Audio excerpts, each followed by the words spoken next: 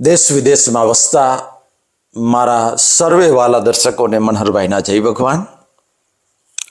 મિત્રો, કોઈકે સરસ કહ્યું છે, કોઈ યાજ જશે કોઈ કાલ જશે, દુનિયા પંખીડાનો મેળો છે, માટે હરી ભજો મન આદરી, આ તો છેલ્લો ફેરો છે. મિત્રો, બીજું કશું નથી. આપણે બધા ભેગા થયા છેલ્લા 11 મહિનાથી. મારું કુટુંબ, મારો સમાજ, કશું નથી, માત્ર ને માત્ર પંખીડાનો મેળો છે. સંધ્યાકાળ થાય અને વડલાના ઝાડ ઉપર, ગેગુર વડલાના ઝાડ ઉપર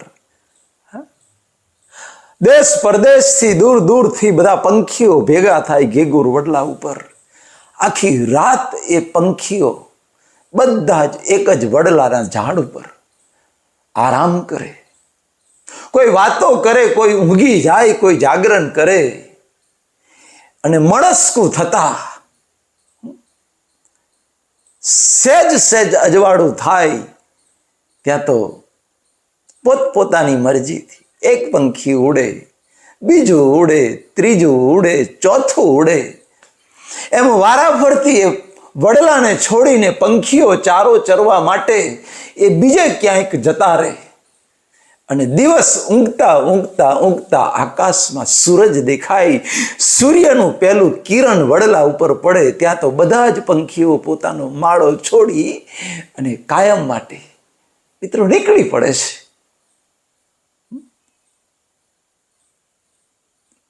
પછી પાછો બીજો કોઈ ઝાડ મળે, ઝાડ ઉપર ફરી પાછો માળો બનાવે અને ત્યાં પાછો એ પોતાનો આવાસ, પોતાનો નિવાસ કરે.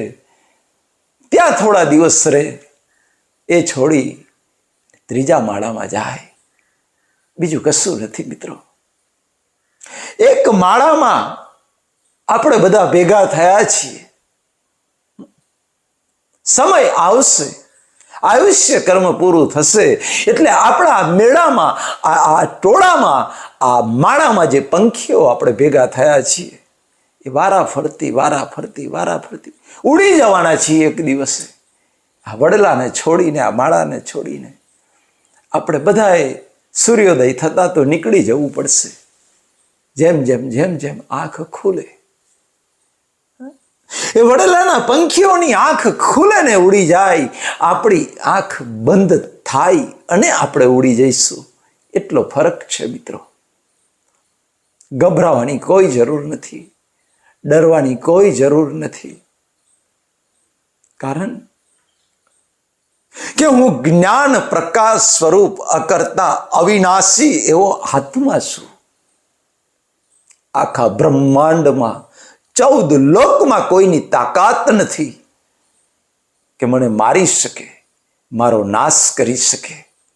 હું અવિનાશી છું, હું કાયમનો છું, હું શાશ્વત છું, હું સનાતન છું. પછી મને ડર શાનો? હું અનંત સુખ વાળો છું, હું અનંત શક્તિ વાળો છું. હું પરમેનન્ટ છું, નોટ ટેમ્પરરી. હું કાયમનો હતો, કાયમનો છું અને કાયમનો રહીશ. મને જન્મ નથી, મને મૃત્યુ નથી. ચિદાનંદ રૂપ શિવોહમ શિવોહમ. એવું મારું સ્વરૂપ છે. પછી મને ડર શાનો? મને ભય શાનો? મને બીક શાની? એમાંય મારે હવે ખાલી હાથે નથી જવાનું. અત્યાર સુધી તો હું ખાલી હાથે આવ્યો હતો અને ખાલી હાથે મારે નીકળી જવું પડતું હતું. હવે આ ભવમાં આપણે ખાલી હાથે નથી જવાનું. આ ભવમાં એક જબરજસ્ત હથિયાર આપણને મળી ગયું છે. એક સોનું મળી ગયું છે. કરોડોના હીરાની પોટલી મળી ગઈ છે. એક ભાથું મળી ગયું છે. એ લઈને આપણે જવાનું છે. અત્યાર સુધી, કરોડો અવતાર સુધી તો તમે બધાય ખાલી હાથે આવતા હતા અને ખાલી હાથે જતા હતા. એટલે આપણને ડર લાગતો હતો. હવે ગભરાવાની જરૂર નથી. કારણ મારી તમારી સાથે ગીતા જ્ઞાનની જડીબુટ્ટી આવવાની છે. એ ગીતા જ્ઞાનની જડીબુટ્ટી જે પ્રાપ્ત થઈ છે, જે આત્મદ્રષ્ટિ પ્રાપ્ત થઈ છે, એ આત્મદ્રષ્ટિ લઈને આપણે બીજા માળામાં જવાનું છે. એ ભાથું લઈને જવાનું છે. એટલે ભૂખે મરવાની ચિંતા ના કરશો કે હું બીજા માળામાં જઈને શું ખાઈશ, મારે ભૂખ્યા રહેવું પડશે. ના, હવે તો આપણી સાથે આ ભાથું છે. આવતા ભવે આ ભાથું આપણી સાથે આપણે લઈને જવાના છીએ અને જન્મથી એ ભાથું મળવાનું છે. ગીતા જ્ઞાનની દ્રષ્ટિ મને મળવાની છે. ગીતા જ્ઞાનનો કરોડોનો હીરો હું લઈને જવાનો છું. પછી મને શાની ચિંતા યાર? અમેરિકામાં જનારો માણસ ડોલરનો થેલો ભરેલો હોય, ડોલરનો 5 મણનો કોથળો ભરેલો હોય અને માણસ અમેરિકા જતો હોય, એને ડર શાનો યાર? હું અમેરિકા જઈને શું ખાઈશ, ક્યાં રહીશ? મારી સાથે 5 મણનો ડોલરનો કોથળો ભરેલો છે, હું લઈને જઉં છું. મને શાની ચિંતા? મને અમેરિકામાં જઈને જોબ નહીં મળે, હું શું ખાઈશ, કઈ રહીશ, કોઈ ચિંતા નહીં. કોથળો ભરેલો છે યાર, હું વાપરીશ ડોલર. મારી પાસે કોઈ ચિંતા નહીં. નહીં ના નોકરી મળે તો મારી પાસે અમાનત છે, મારી પાસે ડોલરની મૂડી છે, ડોલરનો કોથળો છે. હું એમાંથી હું 2 ટાઈમનો રોટલો ખાઈશ, ભાડાના મકાનમાં રહીશ. મને કોઈ ટેન્શન, ડિપ્રેશન નથી, કારણ મારી સાથે ડોલર છે. પછી અમેરિકામાં જતા મને બીક કેવી રીતે લાગી શકે?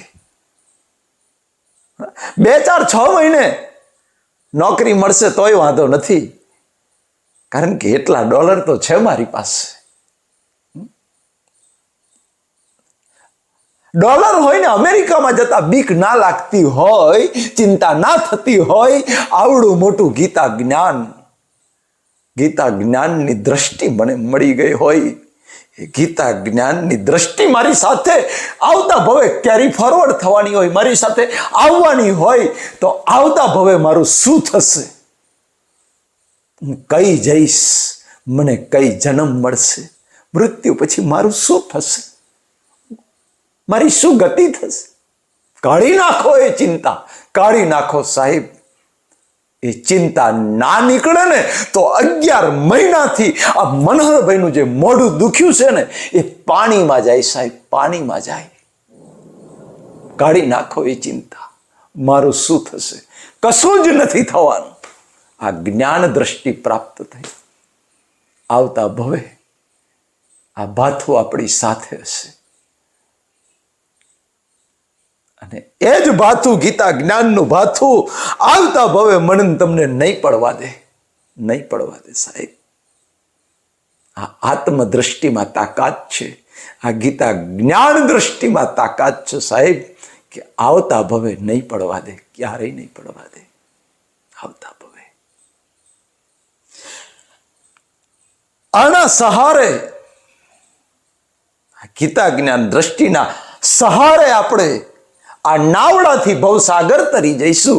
જેવી રીતે જેસલ જાડેજો કચ્છનો દરિયો તરી ગયો યાર. કચ્છનો દરિયો વાવાઝોડામાં પણ એ નાવડાથી તરી ગયો. એવી રીતે આ નાવડાથી તમે યાર આ જ્ઞાન દ્રષ્ટિથી નાવડાથી આપણે આવનારા ભવોને તરી જઈશું. માટે ભય, ભીખ અને ચિંતાને છોડી દો યાર. અને એટલે ગીતામાં કૃષ્ણ ભગવાને અર્જુનને કહેવું પડ્યું હશે કે અર્જુન, આ દુનિયાનો મોટામાં મોટો પાપી હોઈશ તો પણ આ જ્ઞાનરૂપી નાવડાથી સર્વ પાપોને તું તરી જઈશ. પાપરૂપી દરિયાને તું તરી જઈશ. ચિંતા ના કરીશ, ચિંતા ના કરીશ. આજે એ જ વાત 5260 વર્ષ પછી મનહરભાઈના નિમિત્તે, માત્ર ને માત્ર અમે તો નિમિત્ત છીએ, હાડમાં ચામડાનું શરીર માત્ર નિમિત્ત બન્યું છે. એ જ વાત આજે નીકળી રહી છે કુદરતી પ્રેરણાથી, કુદરતની ઈચ્છાથી. મિત્રો, ચિંતા કરવાની જરૂર નથી. જીવનમાંથી ભય ના કાઢે એને જ્ઞાન ના કહેવાય. જે દ્રષ્ટિ પ્રાપ્ત થયા પછી ભય નીકળી જવો જોઈએ. કોઈ પણ પ્રકારનો ભય, મૃત્યુનો ભય હોય કે બીજા ગમે તે ભય હોય, સંસારિક ભય હોય, એ ભય પણ બધા નીકળી જવાય. આનું નામ જ્ઞાન કહેવાય, આનું નામ દ્રષ્ટિ કહેવાય. જે દ્રષ્ટિ અર્જુનને પ્રાપ્ત થઈ એ દ્રષ્ટિ આ જ ભવમાં આપણને પ્રાપ્ત થઈ શકે એમ છે સાહેબ, પ્રાપ્ત થઈ શકે છે. અને થોડી ઘણી તો થઈ ગઈ, 11 મહિનાથી થઈ ગઈ મિત્રો. એમાં કોઈ શંકા ના રાખશો, શંકા ના રાખશો. આ દુનિયાને જોવાની દ્રષ્ટિ, બસ એટલે વારંવાર કહું છું, ભગવદ્ ગીતા એ આર્ટ ઓફ એક્શન નથી, આર્ટ ઓફ વિઝન છે. આ દુનિયાને જોવાની દ્રષ્ટિને અંદરથી બદલી નાખો, દુનિયા એની જાતે બદલાઈ જશે. જેવી દ્રષ્ટિ એવી સૃષ્ટિ. અંદરની દ્રષ્ટિને બદલી નાખો. દુનિયાને જોવાની દ્રષ્ટિને બદલી નાખીશું ને તો જીવ માત્રમાં પરમાત્મા દેખાશે મિત્રો. હા, જીવ માત્રમાં પરમાત્મા દેખાશે.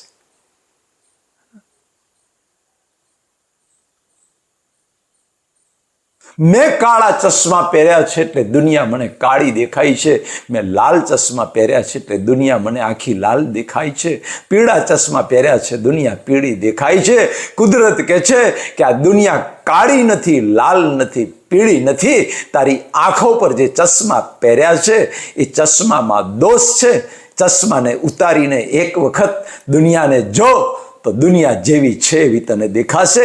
કુદરત કહે છે અમારા સનાતન સિદ્ધાંતો, અમારા સનાતન કાનૂન, ભગવદ્ ગીતામાં કૃષ્ણ ભગવાને અર્જુનને જે જ્ઞાન દ્રષ્ટિ આપી એ જ્ઞાન દ્રષ્ટિના ચશ્મા એક વખત પહેરીને આ દુનિયાને જો, આખી દુનિયાના દરેક જીવો તને નિર્દોષ દેખાશે.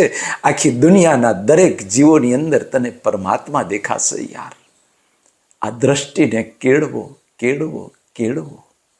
મિત્રો, વારંવાર કહું છું, મારી જવાબદારી થાય છે એટલે હું આજે બોલાય છે એ એક રિસ્પોન્સિબિલિટી, એક મોટી જવાબદારીથી આ જ્ઞાન નીકળી રહ્યું છે.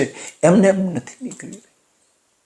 એટલે જવાબદારીપૂર્વક વારંવાર બોલું છું કે શંકા કરવી હોય, મનહરભાઈ ઉપર શંકા કરજો. મનહરભાઈ ડી પટેલ, રામનાથ ગામ, શિક્ષકની નોકરી કરતા 57 વર્ષનું આ પૂતળું, એના ઉપર શંકા કરજો. કોઈ દોષ નહીં લાગે, કોઈ પાપ નહીં લાગે, કોઈ દુર્ગતિ નહીં થાય. એના પર શંકા કરજો. છૂટ છે, ભૂલે ચૂકે. આ કુદરતના સનાતન જ્ઞાન ઉપર,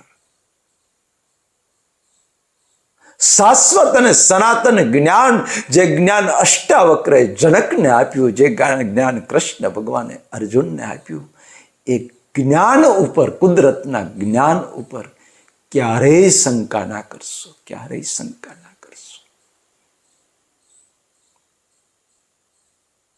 શંકા થાય તો કોઈ તત્વવેતા પુરુષ પાસેથી, ગમે તે આપણા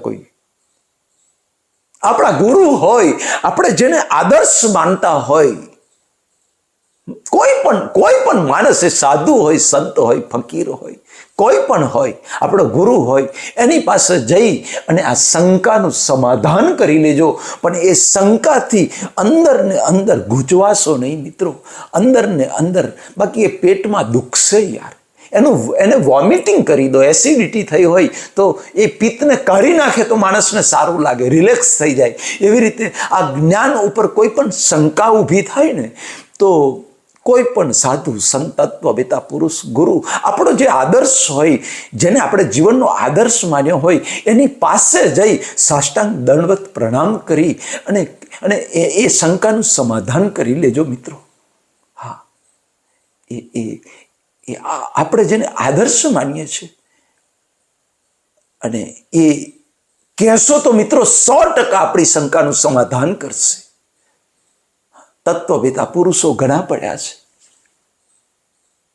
એ આપણું સમાધાન કરશે. એટલે તો કહ્યું છે કે ગુરુ બ્રહ્મા ગુરુ વિષ્ણુ ગુરુ દેવો મહેશ્વર ગુરુ સાક્ષાત પરબ્રહ્મ તસ્મૈ શ્રી ગુરુવે નમઃ. એ શંકાનું સમાધાન કરવા ભગવાન નહીં આવે તમારી પાસે.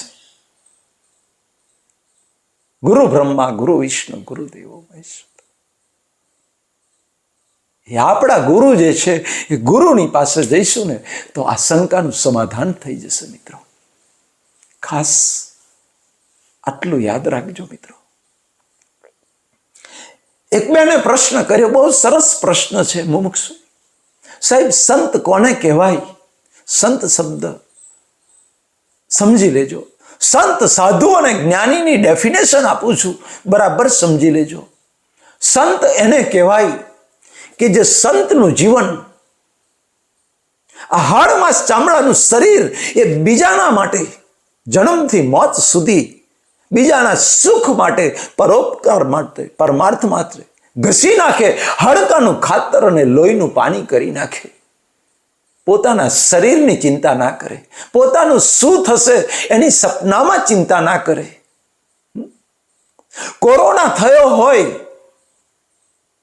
અને કોરોના કાળમાં જેને કોરોના લાગ્યો છે એને દવાખાને લઈ જાય, પોતાની ગાડીમાં બેસાડીને, એ એવી ચિંતા ના કરે કે આનું ઇન્ફેક્શન મને લાગી જશે ને મને કોરોના થશે તો શું થશે એની ચિંતા કર્યા વગર મિત્રો પોતાની ગાડીની અંદર 2-4 કોરોનાના પેશન્ટને બેસાડી અને એને ઓક્સિજનની જરૂર હોય અને ગાડી સીધી ઓક્સિજન દવાખાનામાં પહોંચાડી દે, એમનો જીવ બચાવી લે. આનું નામ સંત કહેવાય. એને પેન્ટ ટી શર્ટ પહેર્યો હોય, જબ્બો ને ધોતિયું પહેર્યો હોય, એ ખેડૂત હોય, એ ધંધાદારી હોય, એ કંપનીનો માલિક હોય, એ નોકરિયાત હોય, મિત્રો એને પત્ની, બાળકો, મા બાપને, સંસારમાં રહેતો હોય, વિષયો ભોગવતો હોય, એની સાથે કુદરત કે અમારે કોઈ નિસ્બત નથી,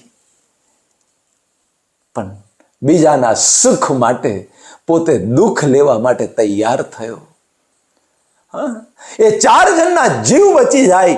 મને કોરોના થવો હોય તો થાય, પણ કલાકમાં જો દવાખાને પહોંચાડી દઉં તો 4 જણના જીવ બચી જાય. મારી ગાડીમાં ડ્રાઇવિંગ કરીને હું 4 જણને લઈને પહોંચાડી દઉં અને 4 જણનો જીવ બચી જાય. એ પોતાની જાતની ચિંતા ના કરે કે મને કોરોના થશે તો હું શું કરીશ, એ ચિંતા ના કરે. આનું નામ સંત કહેવાય. મિત્રો આ સંતની ડેફિનેશન, સંતની પરિભાષા મેં કહી. કુદરત આવા માણસોને સંત કહે છે, કુદરતની નજરના આવા માણસો સંત છે. માત્ર ભગવા પહેરેલા હોય એને જ સંત માનવો, એ ડેફિનેશન તદ્દન ખોટી છે. કુદરત આ ડેફિનેશન પર ચોકડી મારે છે. જેનું જીવન બીજાના સુખ માટે હોય. વારંવાર કહું છું મિત્રો, વારંવાર કહું છું કે પત્ની હોય, બાળકો હોય, સંસારી હોય, વિષયો ભોગવતો હોય, બધું જ કરતો હોય, 1 કરોડની ગાડીમાં ફરતો હોય, 1 કરોડના બંગલામાં રહેતો હોય, 5-10 ફેક્ટરીઓ હોય, કરોડોનું બેંકમાં બેલેન્સ હોય, કશું જ નડતું નથી મિત્રો, કશું જ નડતું નથી. પણ આવો માણસ પણ જો રસોડામાં જમવા બેઠો હોય અને જમવા બેઠો હોય ને 4 દિવસનો ભૂખ્યો માણસ ભાઈને આવીને બૂમ પાડે કે મને ખાવાનું આપો, હું 4 દિવસથી ભૂખ્યો છું, મારી આંતરડી કકડે છે. અને મિત્રો એ કરોડપતિ માણસ જમવા બેઠો હોય અને તરત જ પોતાની પીરસેલી થાળી લઈ અને 4 દિવસના ભૂખ્યા માણસને આપી દે.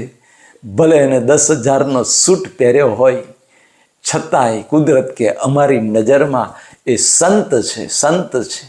પોતાના હકનું બીજાને આપી દીધું, એનું નામ સંત સાહેબ. સંત એ બહારની પરિભાષા નથી, સંત એ અંદરની પરિભાષા છે. સરોવર તરુવર સંતજન, ચોથા બરસે મેં, પરમારથ કે કારણ ચારો ધરિયા દે. બીજાના માટે આપી છૂટવાની ભાવના, બીજાના માટે ઘસાઈ જવાની ભાવના, બસ રાત દિવસ અંદર એ જ ભાવ ચાલે, કઈ રીતે મારી જિંદગી હું બીજાના માટે વાપરી નાખું, બીજાના સુખ માટે વાપરી નાખું, એક એક ક્ષણ એક એક સેકન્ડ બીજાના સુખ માટે વાપરી નાખું, પરોપકાર પરમાર્થ માટે વાપરી નાખું. આનું નામ સંત કહેવાય. પછી એને પેન્ટ શર્ટ ટી શર્ટ પહેર્યા હોય, ભગવા કપડાં પહેર્યા હોય કે સફેદ કપડાં પહેર્યા હોય, એની સાથે કુદરત કે અમારે કોઈ નિસ્બત નથી, કોઈ નિસ્બત નથી. આનું નામ સંત. નરસિંહ મહેતા, મીરા, એકનાથ, તુકારામ, મૂળદાસ, ઇતિહાસના પાના યાદ કરી અને એમનું જીવન ચરિત્ર યાદ કરશો તો પણ ખબર પડી જશે કે સંત કોને કહેવાય. સાધુ. મિત્રો, સાધુની પરિભાષા જે આત્મજ્ઞાન એટલે જ ગીતા જ્ઞાન. જ્ઞાન દ્રષ્ટિ આત્મસાત કરવાનો પુરુષાર્થ કરે છે, જ્ઞાન દ્રષ્ટિ આત્મસાત કરવાની સાધના કરે છે, એનું નામ સાધુ. સાધુ એટલે બહારની પરિભાષાને ભૂલી જાઓ. સાધુ એટલે મોટી દાઢી રાખી હોય, મોટી જટા હોય, મોટી મૂછો હોય, 8-10 રુદ્રાક્ષની માળા હોય, માત્ર એમને સાધુ ના કહી શકાય. આપણી નજર, હા, એ સાધુ છે જ અને સાધુ હોઈ શકે જ, પણ આપણે લિમિટેશન કરી દીધી. સાધુની પરિભાષા બહુ બ્રોડ છે, વિશાળ છે. આપણે આટલાને જ સાધુ કહીએ છીએ. ના, એ સાધુ છે, ના નથી, પણ એ સિવાય બીજા ઘણા સાધુઓ હોય છે જેને આપણે ઓળખી શકતા નથી. કુદરત કહે છે આત્મજ્ઞાનને આત્મસાત કરવાનો જે પુરુષાર્થ કરે છે એનું નામ સાધુ. આત્મજ્ઞાનની આત્મસાત કરવાની સાધના કરે છે એનું નામ સાધુ. આત્માની સાધના કરનારો સાધુ. એ સાધના માત્ર પલાટી વાળીને ગુફામાં બેસવાથી ના થાય. એ તો હરતા ફરતા કુદરતી જે સંજોગો આવે, જન્મથી મોત સુધી જે સંજોગો આવે, એ સંજોગોમાં આ જ્ઞાન દ્રષ્ટિનો ઉપયોગ થાય, આત્મદ્રષ્ટિનો ઉપયોગ કરવાનો પુરુષાર્થ કરે, અને પુરુષાર્થ કરી અને જ્યારે કોઈ અપમાન કરે તો એને અસર ના થાય, સામો માણસ કોઈના પ્રત્યે રાગદ્વેષ ના હોય, ઊભો ના થાય, એવી જ્ઞાન દ્રષ્ટિને આત્મસાત કરવાનો પુરુષાર્થ કરે, એનું નામ સાધુ. એનું નામ સાધુ. આત્મજ્ઞાનની સાધના કરનાર માણસ સાધુ એ કોઈ પણ હોઈ શકે. કોઈ પણ, આ દુનિયાનો કોઈ પણ વ્યક્તિ, સંસારી હોય, બ્રહ્મચારી હોય, સંન્યાસી હોય, કોઈ પણ માણસ હોઈ શકે. મિત્રો, કુદરતની નજરમાં છેલ્લા 11 મહિનાથી મિત્રો આ જ્ઞાનની આત્મદ્રષ્ટિ, ગીતા જ્ઞાન દ્રષ્ટિની સાધના કરી રહ્યા છો. આપણે બધા, મારી સાથે તમે બધા પણ કુદરતની નજરમાં આપણા ઉપર, બધાના ઉપર, આ ટોળા ઉપર સાધુનું લેબલ કુદરતે મારી દીધું છે. મિત્રો, એમાં કોઈ શંકા નથી, સાધુનું લેબલ લાગી ગયું છે. ભલે આપણે પત્ની છે, પતિ છે, બાળકો છે, કુદરત કે એની નો વેલ્યુ અમારી નજરમાં. એ તો તમે હિસાબ લઈને આવ્યા છો. એ તો જેવો વીટેલો હિસાબ છે એવો વીટેલો હિસાબ અમારા નિયમથી ઉકલી રહ્યો છે, એટલે એના જવાબદાર અમે છીએ, તમે નથી. કુદરત કે પણ તમે રાત દિવસ 24 કલાક આ જ્ઞાન દ્રષ્ટિ આત્મસાત કરવાની સાધના કરો છો, એટલે કુદરત કે અમારી નજરમાં તમે સાધુ છો. આને સાધુ કહેવાય. આને સાધુ કહેવાય. મેં તો સાંભળ્યું છે ઘણા કથાકારો જ્યારે એમ બોલે કે અમારે સાધુઓને તો શું, આમ પોતાની જાતને સાધુ કે. પણ સાધુની પરિભાષા તો આ કઈ છે. જ્ઞાન દ્રષ્ટિ કઈ? જ્ઞાન દ્રષ્ટિ કૃષ્ણ ભગવાને અર્જુનને જે જ્ઞાન દ્રષ્ટિ આપી, આત્મદ્રષ્ટિ આપી, એ જ્ઞાનની સાધના કરનારો માણસ એ કુદરત કે અમારી નજરમાં સાધુ છે. સાધુ છે. ભગવાન કે આ સાધુ છે જે અંદરની દ્રષ્ટિ, જે અવળી દ્રષ્ટિ છે, અનંત અવતારથી અજ્ઞાન દ્રષ્ટિ, અવળી દ્રષ્ટિ છે, એને જ્ઞાન દ્રષ્ટિ તરફ લઈ જવા માટે, એને સવળી કરવા માટે, એ અજ્ઞાન દ્રષ્ટિને જ્ઞાન દ્રષ્ટિ તરફ ફેરવવા માટેનો જે પુરુષાર્થ કરે છે, એની જે હાલતા ચાલતા ઊંઘતા જાગતા નિરંતર એ સાધના કરે છે, અકર્તા પદમાં આવવાની સાધના કરે છે, એ સાધના કરનારો માણસ એ સાધુ છે. એ પુરુષ હોય, સ્ત્રી હોય, બાળક હોય, વૃદ્ધ હોય, ભણેલો હોય, અભણ હોય, સંસારી હોય, બ્રહ્મચારી હોય, સંન્યાસી હોય, કોઈ પણ હોય, બસ એ સાધુ છે મિત્રો. અને છેલ્લે જ્ઞાની પુરુષ, જેને આ જડીબુટ્ટી આત્મસાત 100% કરી દીધી છે, 100% કરી દીધી છે. આ જ્ઞાન દ્રષ્ટિ 100% કરી દીધી છે. કેવળ દર્શન જેને કહેવાય, દર્શનની અંદર આખું દર્શન ખુલ્લું થઈ ગયું હોય, કુદરતના સનાતન સિદ્ધાંતો ખુલ્લા થઈ ગયા હોય, અને જેની દ્રષ્ટિમાં 100% કુદરતના સિદ્ધાંતો, આ જગત કેવી રીતે ચાલે છે, પાપ પુણ્ય કેવી રીતે બંધાય છે, કર્મનો હિસાબ કેવી રીતે બંધાય છે, માન અપમાન, પાપ પુણ્ય, આ બધું સાહેબ, આ મટીરિયલ સાયન્સ પણ દરિયામાં ભરતી ઓટ રાત દિવસ કેવી રીતે થાય છે, આ બ્રહ્માંડ કેવી રીતે ચાલે છે, એ કુદરતના સનાતન સિદ્ધાંતો જેના દર્શનમાં ખુલ્લા થઈ ગયા હોય. આત્મા એટલે શું? પ્રકૃતિ અને પુરુષ, આત્મા અને પ્રકૃતિનું વિજ્ઞાન જેને ખુલ્લું થઈ ગયું હોય, એ જ્ઞાની પુરુષ સાહેબ. તમે બધા, હજુ આપણે બધા સાધુ છીએ, સાધુ. સાધના ચાલુ છે આપણી. એ સાધના 100% પૂરી થશે ત્યારે જ્ઞાનીનું લેબલ લાગશે, ત્યારે જ્ઞાનીનું લેબલ લાગશે. અત્યારે કોઈ 2% પર, કોઈ 5% પર, કોઈ 10% પર, કોઈ 25% પર, કોઈ 40% પર, કોઈ 5%, 50% પર, કોઈ 60% પર, એવી રીતે આપણે અટકેલા છીએ. અને ત્યાંથી આગળનો પુરુષાર્થ આપણો છેલ્લા 11 મહિનાથી ચાલે છે, ચાલી રહ્યો છે, અને ભવિષ્યમાં ચાલુ રહેશે મિત્રો, ચાલુ રહેશે. કારણ કે કુદરત એમને એમ થોડું આ જ્ઞાન ખુલ્લું થાય છે. કુદરતની ઈચ્છાથી જ્ઞાન ચાલુ થયું છે, અને કુદરતની ઈચ્છા વગર કેવી રીતે પૂરું થઈ શકાય? મનહરભાઈનામાં તો એક આ માથાનો વાળ વાંકો કરવાની, ઘાસનું તનખલું શેકેલો પાપડ ભાગવાની તાકાત નથી મનહરભાઈમાં. એ મનહરભાઈ કેવી રીતે આ જ્ઞાનને બંધ કરી શકે? કુદરતની ઈચ્છાથી, કુદરતની મરજીથી ચાલુ થયેલું જ્ઞાન કુદરતની મરજીથી જ બંધ થઈ શકે? કારણ કે એમાં અમારું સહેજ પણ કરતાપણું નથી, અમારી તાકાત નથી કે આ જ્ઞાનને મનહરભાઈ બંધ કરી શકે અથવા તો આ જ્ઞાનને ચાલુ રાખી શકે. એની ચોઈસ અમારી નથી, એની ચોઈસ તો કુદરતની છે, કુદરતની છે ચોઈસ.